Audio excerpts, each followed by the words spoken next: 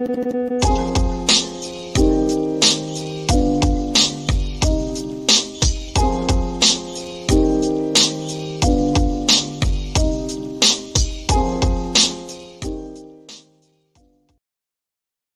bicentennial celebration of America's independence, 200 years of liberty celebrated in a glorious birthday party. The greatest convocative of sailing ships in 25 centuries sails beneath the Verrazano Bridge. The flotilla is led by the great U.S. Coast Guard ship Eagle,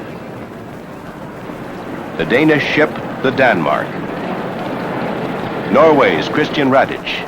212 sailing vessels, all gathering in New York Harbor for Operation Sail, paying homage to 200 years of America's freedom. All right. Yeah, looks like we have 174 people here who want to see you locked up. Interesting. 230. Well, oh my God, the numbers are growing. That was for our Danish Scandinavian friends. I thought we'd throw in the tall ships for them.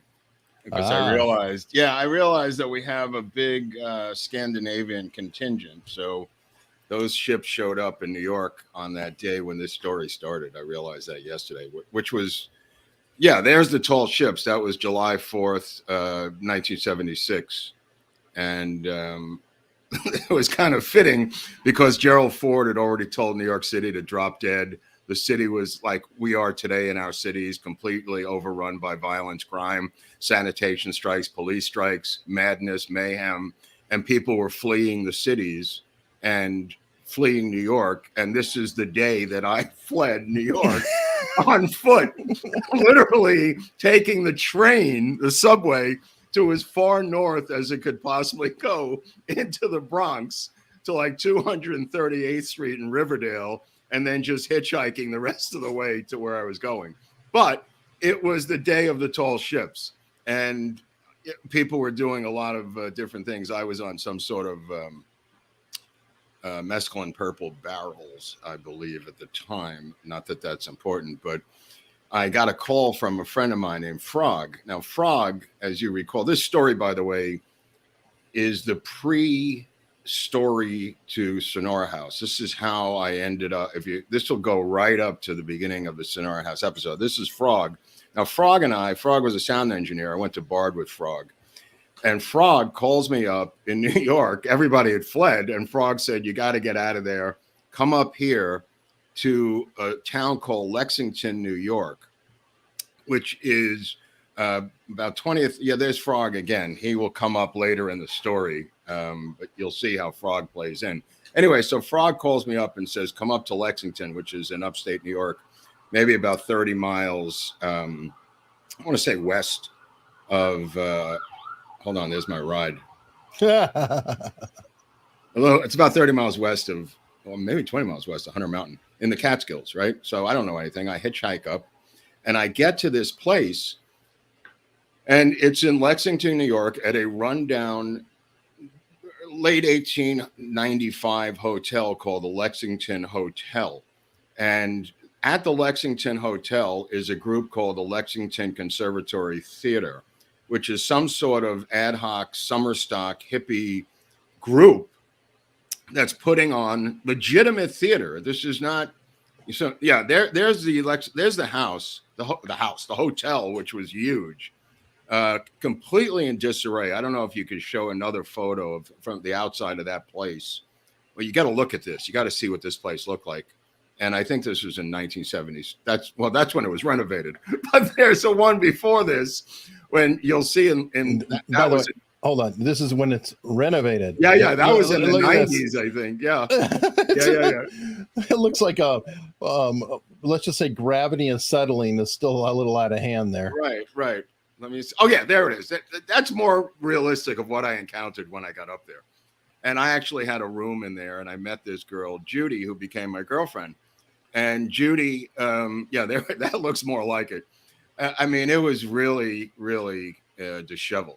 And there was also a huge barn and a separate building, had a bunch of buildings on the premises, most of them run down. But these guys, I don't know if you could see that there. There's a barn theater and there's Judy, who became my girlfriend. That's where I met her. She was doing a separate music festival which was the Sonora Music Festival, an electronic music festival, under the tutelage of this Lexington Conservatory theater group. Yeah, there's the barn. That became their barn theater where they put on legitimate plays. And I mean legitimate plays where people were coming up from New York, and they eventually got New York State Council of the Arts money. And there was about 50 of these actors and actresses living there in this communal environment. So the leader of this communal environment of actors was a guy named Oakley Hall III. And this guy was a young equivalent to Orson Welles. He was revered almost like a cult leader among these actors. This guy? That's not him. That's Hume. There's another guy. That's one of the actors who was there under Oakley. But that's Michael Van Lanningham. He was the co-director of the. Eventually, you'll run out of guys. Try that guy. Yeah, you'll get it eventually, Hunley. Is that him? Yeah. Okay. Yeah. If there's 5, you would pick 4, and then I get the 5th one. I'm kind of used to it. Anyway, so this guy. Happy birthday, by the way. This guy, Oakley Hall III, was from Northern California and was a boy genius and a playwright and an actor. And he was the founder, along with that guy, Michael Van Lanningham, of this theater group in the middle of nowhere. And they were putting on legitimate theater where people were coming from all over the state and up from New York City, actually. Yeah, this is from one of their plays that they put on in that barn theater. Awesome. Yeah, so anyway, in the same space was my soon-to-be girlfriend and Frog and a couple of others putting on the first Sonora Electronic Music Festival. Separate events, shared space.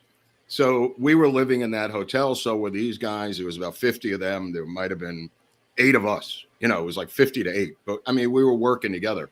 Mm-hmm. And these people were almost like a cult, Eric, because they revered this guy, Hall, who was their leader. And keep in mind, this is a time when there's a lot of cults running around, Eric. You know, you've got the Moonies. We had done the Mooney episode. That was from like, this is one of their plays. I mean, these were legitimately well put on productions. Some of them avant-garde. They put on, costumes and makeup and had lighting and hair and everything else. They all came from, a lot of them came from New York City theater, guys who hadn't made it yet, but were super pros who were beating the bushes down on Broadway. And they had come up there. Some of them came from Albany. In fact, the troupe later moved to Albany and became the Capitol Repertory Theater Group, I think was their name. And I think they may still exist to this day. But at this time, this was the wild and woolly era of cults. And not that this was a cult, but it had a cult-like vibe to it, like when I got there. And another cult down the road, and we already covered the Moonies, but there was a group called the Breatharians that were a little further down the road. Now, the Breatharians is probably, this has nothing to do with this story, but it does a little bit. The Breatharians is probably the most obscure cult that no one's ever heard of. They believed in no food or water, and they survived only on air, only by breathing, hence the name, the Breatharians. There's a documentary from 2010 about them. There you go. Okay, so I'm not, people, check me out. There's always some veracity to my, that's shocking. That is shocking. Oh my God, the Breatharians have their own documentary. Wow.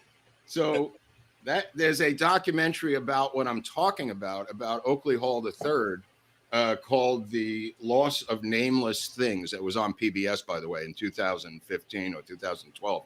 In case anybody wants to check out what I'm talking about, there is a fantastic documentary by a director named Billy Rose. I put that in the description. Oh, good. Yeah, that's a great doc. And all these people are in it, by the way. And you'll see the grounds in the theater. I came upon that a number of years ago. Was completely surprised that all these people are in that documentary, all these different actors and actresses. It's kind of painful to watch because they're all actors acting within the documentary. So it's kind of rough. But getting back to the Breatharians who lived down the road in Hunter Mountain, they had taken over a summer boys camp and were living as breatharians, maybe 100 of them, or maybe 75, in this converted, rundown summer camp, Boy Scout summer camp. That's what it was in Hunter. Oh my God, that's great. Okay, so dig. So the people would drop off very quickly. They'd have to get a lot of new people because it was hard to remain a breatharian. So two of the breatharians, the cult leader of the breatharians, they followed him one night, and he got in his car and drove to Kingston, New York, which was the main town down by the Hudson River next to Catskill, New York. Kingston used to be the county seat of New York State back in the old days.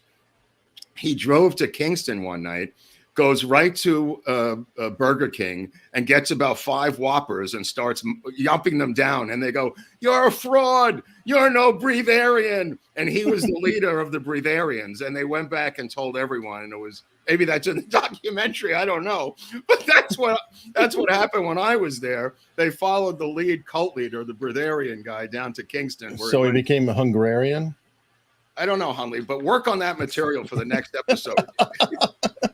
Anyway, there's a sidetrack of the breatharians. Getting back to the Lexington Conservatory Theater, they were putting on these legitimate plays. And Judy, my girlfriend, and her ex-husband and others, including Frog, were doing the sound, music, and lighting for their theater on the side. And I'll just tell you that because it's going to come into play later in the show. They... like I said, they started to get a lot of notoriety, and people were showing up, and they were doing these legitimate plays. So, like the New York State Council of the Arts. Now, Judy had this old, beat-up VW Bug that it was the only vehicle we had no floor in it. You had to push start it down a hill. Yeah, this one is not it. This is in mint condition. But to give you an idea, it was a 64 white or off-white VW Bug, which was a pretty nice car, except this one had no floor, and we put some wood down there, and you had to pop the clutch to get it going. So you had to park. So it's a Flintstone car. It was totally Flintstone car, yeah. But it was helpful if you're being trailed. Yeah, there it is. That's kind of the seats as I recall. So I was driving this around, all over the mountaintop. And one of the things I did was I was driving, I want to say, very rural roads up there. I was on Route 23A one day, and I got pulled over by the police. And the police, I don't know why they were pulling me over, but they ran a make on my license. This is at night. It was at night, and it was in the rain. And they pulled me over. And the guy was very apologetic. He said, "You have an outstanding traffic ticket from Fishkill, New York," which was really way south in Westchester, some old ticket. I don't know, parking ticket or something. And he said, "Unfortunately, we're going to have to take you in." I go, "Take me in where?" "For what?"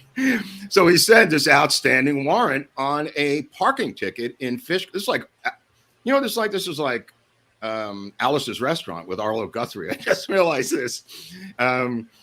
Because of this outstanding parking ticket, I got taken to the Greene County prison, which was in the county seat in Catskill, New York, down the mountain, where I was brought into this prison. Now, it's kind of a jail-esque kind of place, but the name was the Greene County Prison. So I'm using the actual name. So I was booked into this prison and given an outfit and given a jail cell with a teenage kid who was smacking his sister around or something. I'm not really sure, but he was my cellmate. And in the back of the car, which I'm going to get to in a little while, in the back seat of the car was a book I was reading called Bird Lives. And it was this one, yeah, by Ross Russell. Great book, by the way. This was some library book that I had, and I was reading it, and it had a pocket in the back, and there was something in the pocket that I'll explain in a little while once we get into the jail. But that's one of the great biographies of Charlie Parker, if anybody wants to read that, Bird Lives. Now here, as Eric is going to show you, is apparently they were shutting down the jail. So somebody took photos, a local newspaper. They wanted money to build a new jail recently. So I stumbled upon these photos of the jail that I was in, which this is it, the Greene County Prison. And you could see here the row of jail cells. And at the end of that row, which I'm going to explain in a little while, is a jail door.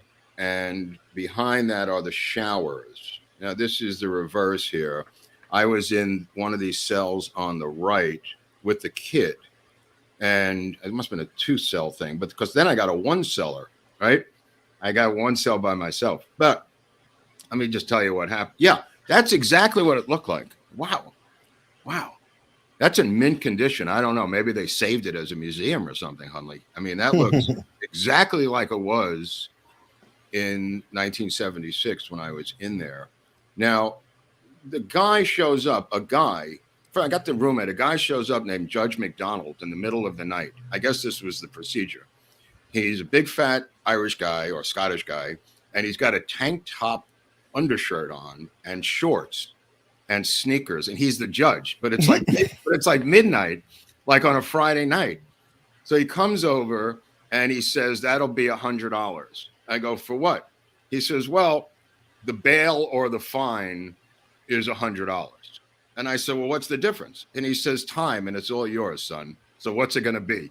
Now, I don't have $100 on me. I mean, $100 then, that's like $600, right, Eric? Mm-hmm. Sure. $600 or $700 in cash. I don't have, it's insane. I'm living in this place. So I go back to the cell, and now I'm completely flummoxed. How am I going to get out of Greene County Prison? I can't get $100 together. There's no cell phones. There's nothing, right? Mm. So in the back wall, separated from us, is another series of jail cells. And in those jail cells are hardcore felons who are on a waiting list to get to Attica. So there's no room at Attica. So they're waiting in these jail cells in back of us, right? Butted up. We just can't see them, but we can hear them.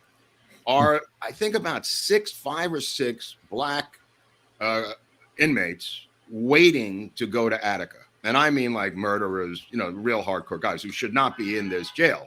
But there's nowhere to put them in Attica, so they're forced to wait here, right? So all of a sudden, this guy shows up, and I hear some rumblings, and he's yelling at them, "Shut up over there," right? So I yell out, "How do I get a phone call?" Right? And I said, "How do I get a phone call?" And one of the black guys yells, "Yell Boozer." And I think he's jerking me around, right? I you know what I mean? I think he's busting my balls. So I go, "Boozer." And they go, "Louder, motherfucker." I go, "Boozer." And they go, "Louder." And this goes back and forth. And now I'm screaming at the top of my lungs, "Boozer, Boozer." And the door opens up, and there's this prune face, alcoholic prison guard named, of course, Boozer. And he says, "What are you yelling about?" So I said, "I just want to get a phone call out. My one phone call that you're supposed to get, Hunley, right?" So He leaves. He must have been about 75 years old. He leaves, comes back about 30 minutes later I gave him the phone number of who I wanted to call. Now, this is a payphone. This is a payphone up in Lexington in that hotel. So what are the odds of somebody picking that shit up? So I'm in the jail cell here, doomed. And the guy says, "All right, I'll be back." Comes back with a black phone with no dial. And I said, "What do I do with this?" I pick it up, and there's a dial tone, and there's no dial, right? There's no numbers. He says, "It'll ring." So I go, "What?" It goes on. An hour later, the phone rings. I pick it up, and it's Frog, right? And it's Frog on the other end. And I said, "Frog, I'm in prison. I need $100. And he goes, "I don't have that kind of money." I said, "Well, you're going to have to pass the hat, right?" He goes, "I'll get right on it." So Frog, I said, "Frog, don't leave me here, bro." He goes, "I'll do it, bro. Don't worry." So the whole weekend, Frog is apparently, unbeknownst to me, which I asked him to do, passing his hat, which he had this floppy hippie kind of hat, around the commune to raise money for my $100 bail or fine, depending on which it is. So I kind of let this go, and I'm back in the cell, and Boozer comes back in, and he brings me lunch. Oh, yeah, remember to subscribe, because I'm not going to continue unless you subscribe. Stop the whole show until you – come on, subscribe. Let's go. It's a cliffhanger. So Boozer comes back with, I swear to God, two sandwiches, egg salad and turkey, I think it was, egg salad and bologna, also potato salad, soup, a Coke. I haven't eaten like this in a year. And I go, wow.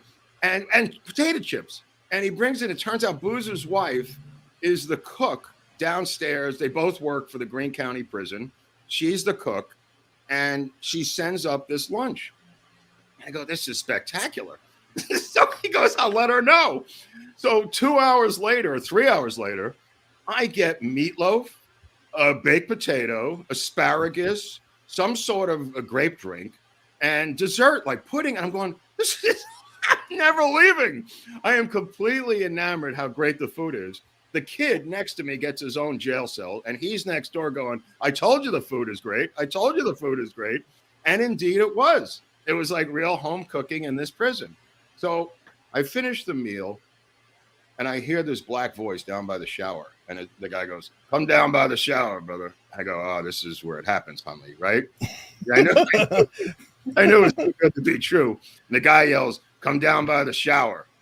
So I go, this is an important part, though, because I think everybody has to understand. Well, this is you then. Right. Take a look.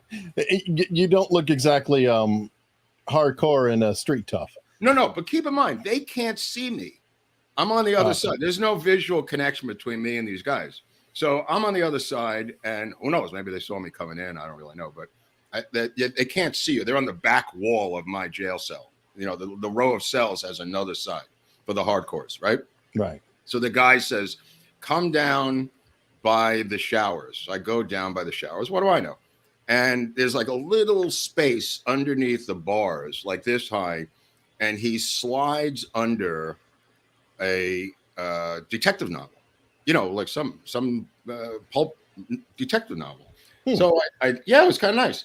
So I take it back, and I'm looking through the novel, and I just go, wow, it's kind of interesting. These guys are stuck over there, you know, not doing anything. And I open up my book, and my book, which is, like I said, Bird Lives, which is allowed to be in there, has a library pocket in the back. And in that pocket, I've got something which Eric is going to show you now on the screen. There's very colorful things. I have 150 hits of pure blotter acid. Now, these are 250 micrograms. So this is... I like the test tubes. Right. It's fancy test tubes. Right. So in this pocket, I've got this blotter acid, and I tear off... That's where I was going, by the way, in the VW Bug, was to get blotter acid for Frog, who was back at the theater waiting for the blotter acid, right? So that's what the run was about. And what I did was, by the way, these are 250 micrograms. I tore off about, I want to say 15 hits. I don't remember exactly, to be honest with you. 15, 20 hits, 10 hits, something like that. And I put it back in the guy's detective novel. And I said, read page 89 or whatever I put it in. I said, that's where the plot really changes. And the guy doesn't know what the F I'm talking about. I slide the novel back under the little bars, right? And I see a hand. I see like a black hand, reaching for it. And he must go back around and I don't hear anything. And now they're talking among themselves. I hear like low whisper, like, what the fuck is that? Motherfucker. This is what I hear through the cell bars, right? Right? So they must be negotiating something, right? So 20 minutes goes by. It is dead quiet. And I mean 20 to 30 minutes of nothing. And all of a sudden, woo, woo, wah, woo, wah, wah. They're banging the cups against the bars. They're climbing the bars. They're going absolutely freaking crazy. And I can't see them, but I can hear them. And I know they're higher up. I can tell by how high the voices are coming and the cup banging. This goes on for 15 minutes of them going absolutely. They're all tripping on acid. I think there's 6 of them. I don't know how many hits they took. They must have taken every hit that I gave them. Anyway, the door opens up, and it's Boozer, the old alcoholic prison guard. And he just goes, what the fuck is going on in here? And I go, I don't know. He looks at me like he knows I'm the only common denominator that could fuck up this prison is me. And I go, you got me, Boozer. And he goes around, disappears, and they're like, woo, woo, woo, woo. And they're just going fucking nuts. And Boozer's yelling, shut up in there. Shut up. I'll get the fire hose. And whatever he's yelling at them, they're just going absolutely batshit crazy. Anyway, this goes on all night.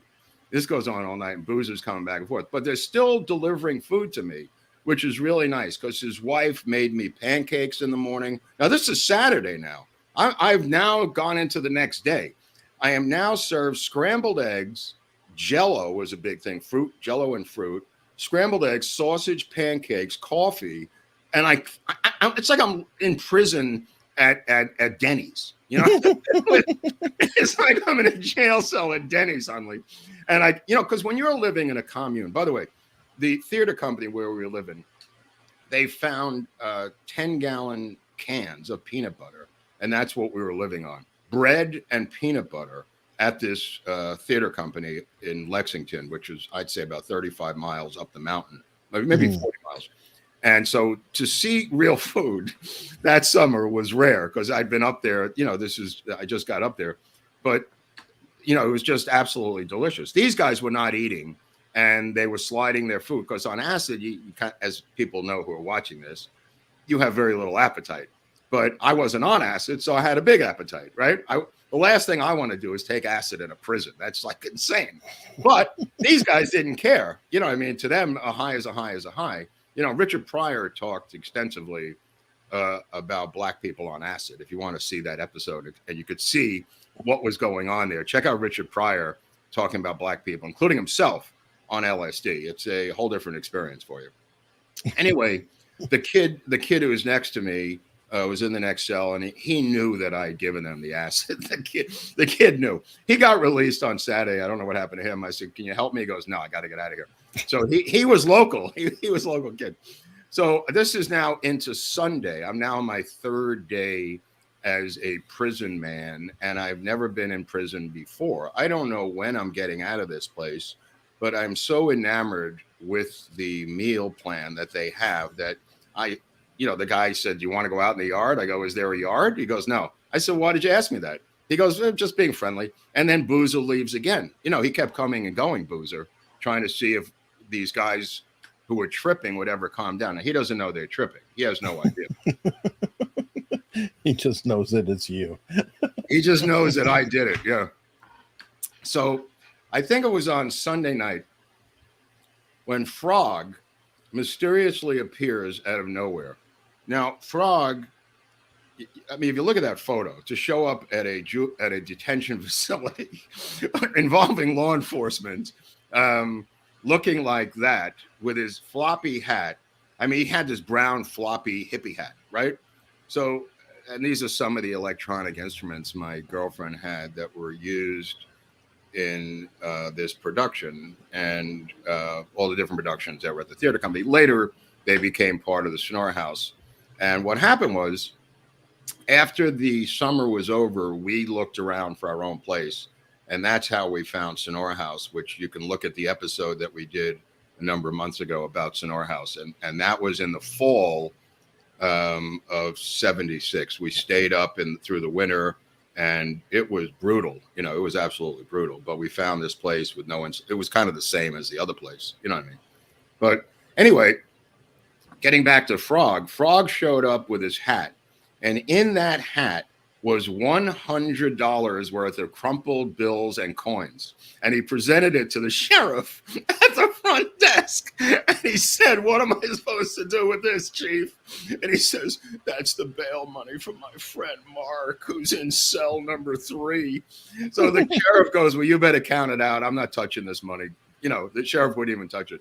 So Frog, they had brought me down, and Frog was counting out the money. And I think it came out to $93 or something. And then he found another 2 in his pocket. It was a federal production. It really was Comedy. Right. It was really comedy of trying to count out the bail or fine money, whichever Judge McDonald thought it would be. Mm-hmm. And I think it was a fine because once he had paid the 100, I was able to get out on Sunday or Monday morning. I'm not really sure. And I asked them if I could take some of the food with me. They told me absolutely not. That was not going to happen. So anyway, so Frog drives me back up the hill to Lexington Conservatory Theater, where they are putting on a production of Frankenstein.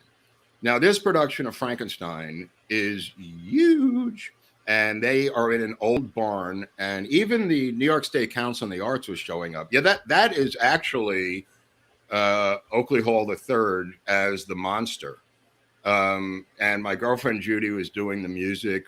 Frog was mixing the sound. I think her ex-husband was doing the lighting. I don't remember what I was doing, but yeah, I mean, this was an incredible production. And I was glad I made it back for this because, yeah, I mean, this thing had a lot of fire and a lot of lighting and a lot of music and thunderous stuff and body parts and the monster and everything else. Now, here's where it gets weird. In the middle of the production, if you go back one slide there, yeah, okay. As this is going on and there's sound effects for the play, a torrential summer Catskill lightning and thunderstorm is occurring simultaneously. Ooh. And the roof and the building has a million holes in it.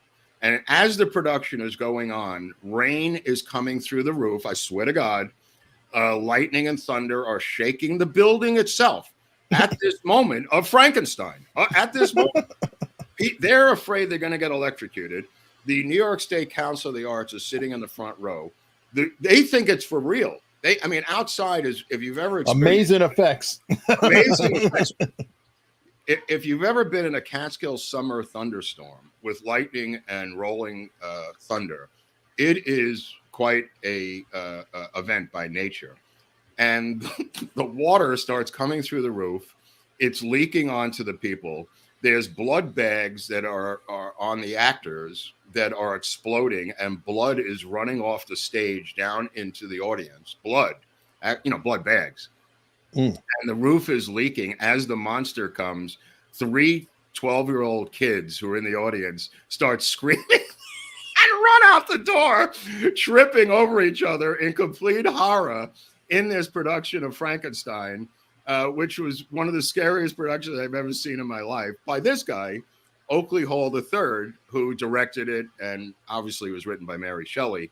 But this production put the Lexington Conservatory Theater on the map. And like I said, they later moved to Albany. Now, the thing is, this guy, Oakley Hall III, was a total alcoholic. And he would jump off the roof of the building when he felt like. He had a cult following of these women who were the actresses. And he would jump into the creek off of this bridge. I don't know if you got any photos from the outside again. If you can show a couple of those outside photos of the building, you might see the creek and the bridge. That's one of the theaters. That's actually a great photo. That was the canteen on the left where we ate as a communal group. But there might be a shot of one with a bridge if you could see a creek somewhere. If not, you can see it in the documentary. But the reality of it is there was a creek that ran in back of the building, in back of the hotel. And you can't see it. You can't see it. Oh, that's okay. And he used to jump off the bridge into the creek. Now, the creek was like, 3 feet deep or something. And he hits his head on a rock, and he's taken to Albany Medical Center in an ambulance and dies. What? Yeah. In the middle of the summer, that he's this boy genius who is the Orson and you can look him up. He was considered the Orson Welles of his generation. He had written all these great plays. He had translated French plays. He was on a rocket to stardom in terms of Broadway. I mean, Joseph Papp from the theater in New York the Public Theater was doing his plays, and he was a brilliant actor. But he was a total alcoholic. And he would just get drunk and jump off the roofs of buildings. I've seen this before. It's some sort of thing where they're daredevils. He was like a daredevil. There's a photo of him where he's dressed up in a flight suit. I don't know if you have that photo. I put it on Twitter. There was one where he's in a flight suit with a handgun tucked into his belt, and he was just a maniac. He was just a total maniac. No, I don't have that. Hunley doesn't, but 2,000 followers of me on Twitter are looking at it right now, except for Hunley. But anyway, so the guy's amazing. Hunley's the only guy in America that doesn't have this photo. But anyway, so the guy hits his head, cracks open his skull, Eric, and is taken to Albany, where he dies, en route to this thing. And it isn't the end of the theater company, because they do survive. And they, like I said, they do get grants from the New York State Council on the Arts. But that's where we started as Sonora House. And we then moved to the Sonora House that you see in the episode I did on Sonora House. That's how we got started, was me coming up there during the tall ships. Now, during the time I was in prison, moments before I went back to the Lexington Conservatory Theater, there were other guys who were in that prison. And they weren't in there with me, but years later, oh, there it is. There's the guy. Yeah. You can't see it, but he's got like a handgun tucked in his waistband. A complete maniac, but a brilliant Orson Welles genius, and completely women just loved this guy. He was pure sex. I mean, he was handsome. He was a great actor, brilliant writer, but as things would have it, a total alcoholic.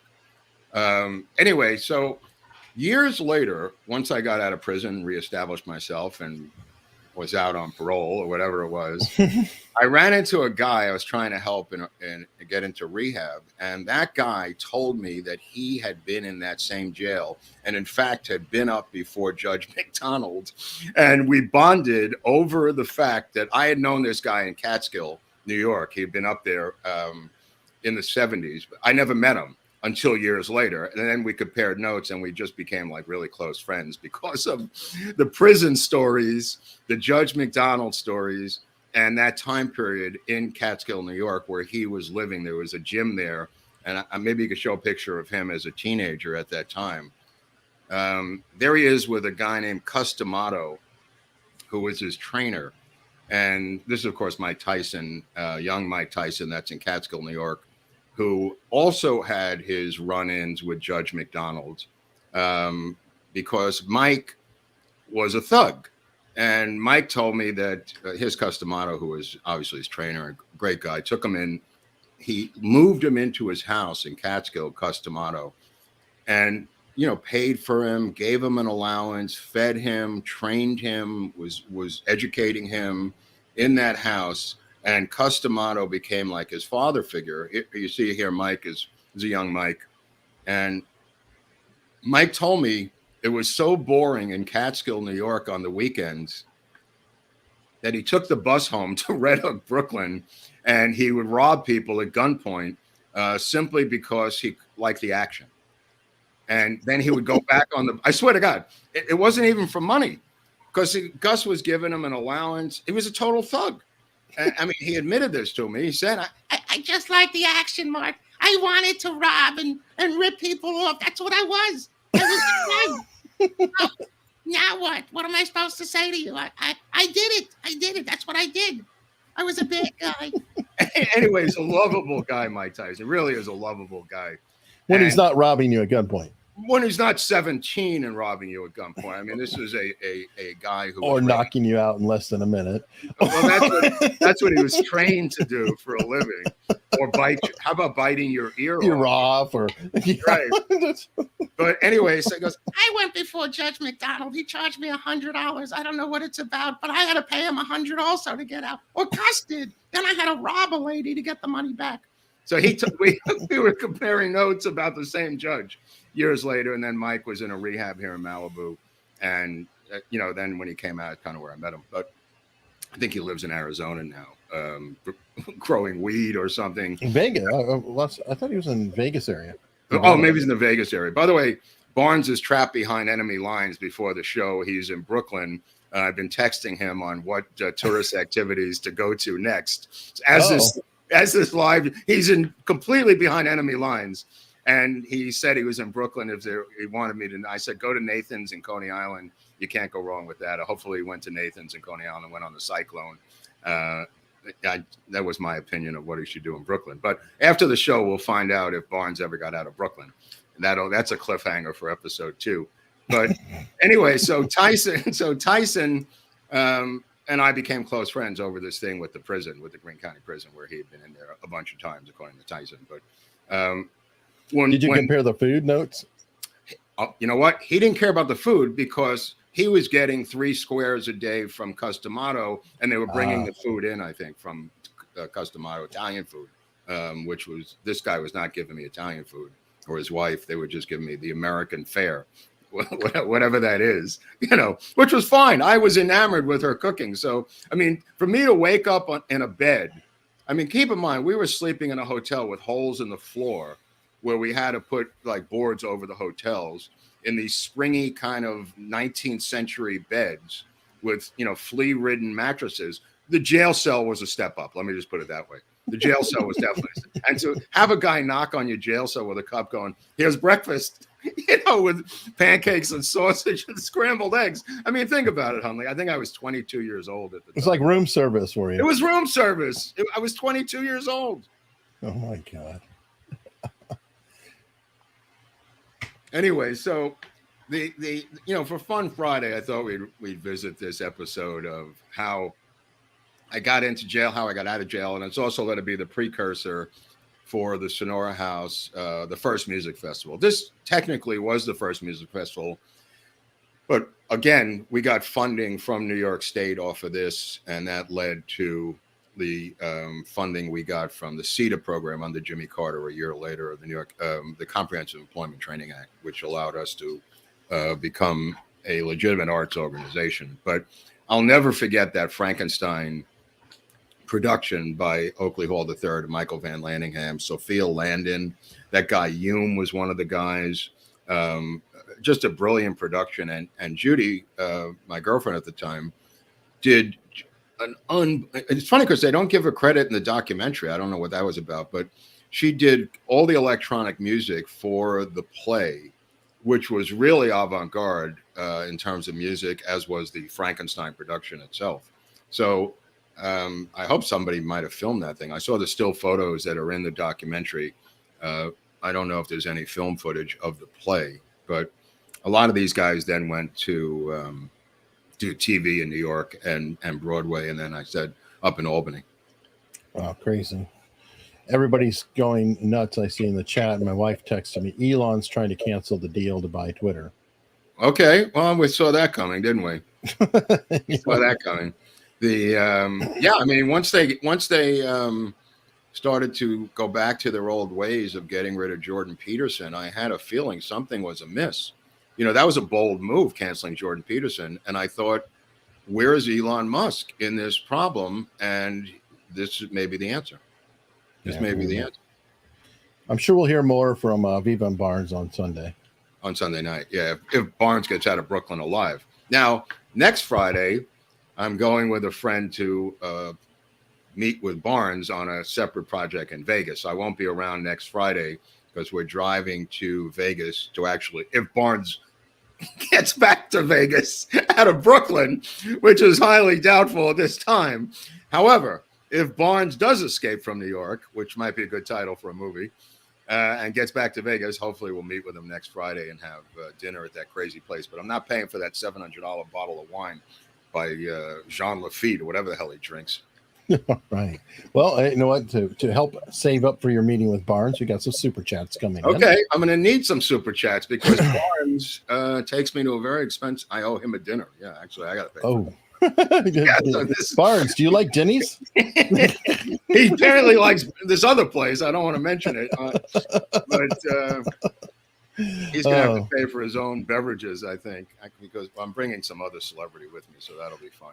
Good advice, Etienne de Gaulle. One of my guiding principles in life: never go down by the showers. I was really, really scared of going down there, but I did see those bars, and I thought, you see in the photo, you'll see those bars. That's why I mentioned that in the photo. It wasn't a wide open space. I couldn't get in there anyway if I tried. I think Boozer had to let you in through a separate way to take a shower, which I never did while I was in prison. I never did take a shower there, to my credit. All right. Yes, Seeker Peace Wolf. Good timing.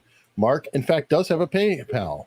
It's in the description. Right. I do too. And we both have Venmo. Oh, that's true. That is true. Let me tell you something. People have been helping me with these books, and I really appreciate it. I don't know if you can write it off as a donation on PayPal, but the books, I have to get this Walker book, which I did order. It was about $40 or $50. And I have, like I said, 293 books on the Kennedy assassination. With the Walker book, it's 294, Eric. So if I get 6 more, I'm going to hit the magic 300. And you people at home, I know you have couches. Look like under the cushions, there might be something, right? Who knows what's under there? A little bit of PayPal money. You never know. Sparty Matt's got $5 for us. I like that Sparty Matt. Where's Rolf? I need this guy, Rolf. Tasmania's in the house. Yeah, they are. Wow. And thank you very much. Very nice. Let's see. Dove Omega spent a week in county for taking a swing at a cop who was trying to wake me from sleeping on a swing set in a snowstorm. Right. And happy birthday. Thank you. Right. That's the kind of thing I like. That's the kind of activity I like. Scott Cardinal, thank you very much. Investigative historian. Yeah, he's got another show. We may be talking to Scott about the crime of the century because he did a whole thing with Law and Lumber about that. Which crime of the century are we talking about? Lindbergh kidnapping. Oh, Lindbergh. Yeah, Tuesday. Yeah, Lindbergh kidnapping. Yeah, I've got some interesting takes on that.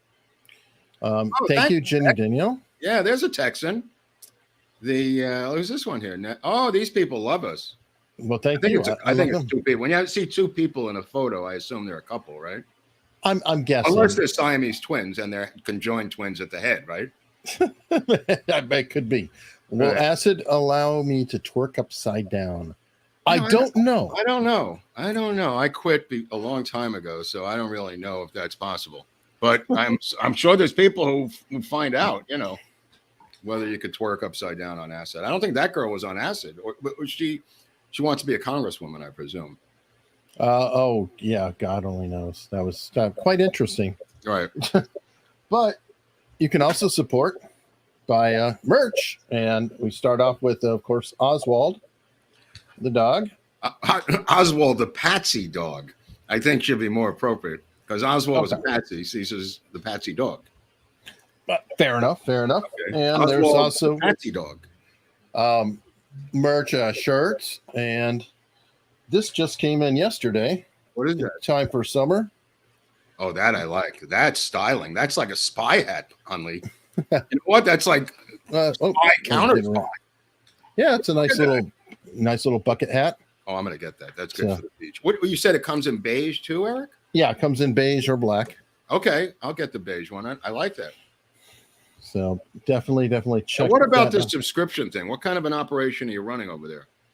Yeah, Locals, my friend. Everybody should check out Locals. I know you were posting some stuff on there earlier. I got a lot of stuff. You know what? I found the photos. I found the photos. I didn't even know I had these photos of me climbing the Grand Teton and rappelling down on ropes. Oh, somebody took photos of it. It's not me because I'm the guy rappelling. Oh, maybe it's your girlfriend chilling. You know what? I think you're right because she took a donkey up the backside with her sister. And she never climbed up like I did or rappelled down that coward. You're right. I think that's who took the photos. Remember to subscribe just to hear Mark say donkey. Is it a mule or a donkey? Donkey. Oh, donkey. What, a donkey? It's a donkey. Okay, so I got a new phrase for Dr. Drew yesterday. We were talking about women politicians, and I pulled this out of my behind, but I said, obviously, you've been Carolla-ized. And he loved that. And I said, don't try to steal that and put it on your show because Adam Carolla has been railing about, female twerking politicians. So I said, Drew has come around to the same belief as Adam, So I said, you've been Carolla-ized. And he loved that. So you may be hearing that from Dr. Drew. But make sure he says he tends to not give credit where credit is due, Drew. He takes a lot of he's quoted you before. Yeah, but he's avoided a lot of quotes that I could have used. Yeah, well, what are you going to? But look, Georgina's here. All right. So we know that. Love these stories. No one has change in their couch anymore. I do. There's change in that couch. I'm hiding, there's all kinds of loose change in that couch. The thunder and lightning storms in the Midwest, I don't know about, but the ones in the Catskills, when you're camping, forget about it. We were camping one time in this cove outside of Tannersville, Plattekill Cove, and the thunderstorm happened, destroyed all our tents, and we got back. We went into town in Woodstock, New York, went down the back way, and we had about 8 or 10 people. We counted heads. We're all there except my retarded brother Keith, and we said, "Where's Keith?" And we went, "Dear God, he must still be on the mountaintop." So we drove in this torrential rain back up the mountain and went yelling for him in the woods in this lightning and thunderstorm. And there he was inside of his tent. He never left. He was wearing headphones, reading the New York Daily News, listening to CBS News Radio in his tent, oblivious to the entire thunderstorm. And we opened the tent and he said, "Dudes, there is a tie-up at the Gowanus leading into the GW Bridge." And then we said, "Come on, let's go." We had to drag him out of there. And then his whole tent got washed away in the downpour. Good Lord. Hey, we got Pasha Moyer here. I'm still not a Moyle. I like this guy. This guy's still a Moyle. Oh, he's not a Moyle, he says Nope. that. Because I read in Moyle Monthly, the magazine for Moyles, which I'm not, but I still get the magazine, that he was a Moyle. I can't speak. He claims he's not, so I maybe lost his license. I hate to see him Moyle. You know, SNL had a commercial. What's this one? Oh, happy birthday. Thank you. I love you, Mark, and all your awesome stories. Saturday Night Live used to have a commercial where they were cutting a diamond. Beer's Diamond used to have a commercial where, it was for Lincoln Continental, I think, and the suspension system of a Lincoln. And they were driving through New York City streets, through potholes, while cutting a diamond in the back seat of the car with a diamond expert using cutting tools to show you how stable the Lincoln Continental was. So SNL did a parody of that with a Lincoln Continental and a Moyle doing a circumcision in the back seat of the car. I want to put that out there if anybody could find that. Wow, Sparty Matt. Are there any primary sources for JFK on locals? We have put up a couple books on there that are very rare PDFs of them. I put up a lot of books. Yeah, things like that. Mark's put up scripts. Yeah, different things. Let's see. I would pay good money for a recording of Mark pronouncing the names of barnyard animals in a non-New York accent. Well, you're not going to get that because they're hard to get rid of. Donkey is one of them. Elephant. I mean, what's wrong with elephant? I don't know. That's not a barnyard animal. Oh, well, this is true. And by the way, Scott Cardinal proving his history chops here. What's he got? George Harrison's song Crackerbox Palace is inspired by the house of comedian Lord Buckley. Have you heard of him? Yes, Mark has definitely heard of Lord Buckley. Not have I heard of him. I know the house. I know where it is. I know the story. And when we do the Lord Buckley episode, we're going to get into it because Harrison became enamored with Lord Buckley, as per the name of the song, which the poor historian has pointed out. Yes, I remember that SNL parody. Funny. Thank you. Of course. Of course. That's why he's a Moyle today. Don't try to deny it. He became a Moyle because of that commercial parody. You caught him. I knew that guy knew that. I had a feeling he knew about that. Okay, so to wrap it up, what's next week? We have, is it Tuesday then we're doing Crime of the Century? I guess so. If I can finish these books on the Crime of the Century. I mean, there's a lot of books. I got to get up to speed on it. And also the movie my friend Mark Rydell did called Crime of the Century, which was a great film. I highly recommend it. It was an HBO film, but it was before HBO went crazy. So it's a brilliant, well shot. Mark had never done a TV movie before. And again, it's HBO. So, it's a little bit different, but well funded, big budget, good actors in there. And Stephen Ray, I think, was one of them. Is he an Academy Award winning director? Rydell? Oh yeah, he did on Golden Pond. I mean, okay. I was gonna say, are you kidding me? He goes back to the Cowboys with John Wayne. That was his first picture. John Wayne walked off the set. John, I'll just tell you this: John Wayne Mark was up in a crane day one. His first picture of the Cowboys, John Wayne, and John Wayne is down below telling the kids what to do. If anybody remembers the movie, it's John Wayne, a bunch of kids having to move cattle across the country because they can't get men or something. So the kids are with John Wayne. So John Wayne is telling the kids where to stand for the first shots of the movie. And Mark Rydell is up in a crane 50 feet in the air with a bullhorn. And he bullhorns down, "I am the director of this picture, Mr. Wayne." And John Wayne, he looks down and he sees John Wayne shaking the hands of the assistant director, the gaffers, the kids, and putting on his cowboy hat and getting into his car and driving away. And that was day one. And John Wayne walked off the picture, the Cowboys, day one. And Mark Rydell starts sobbing. His career's over before it even starts. Goes home and his agent calls him up and says, "What did you do? You ruined your career. What are you, insane?"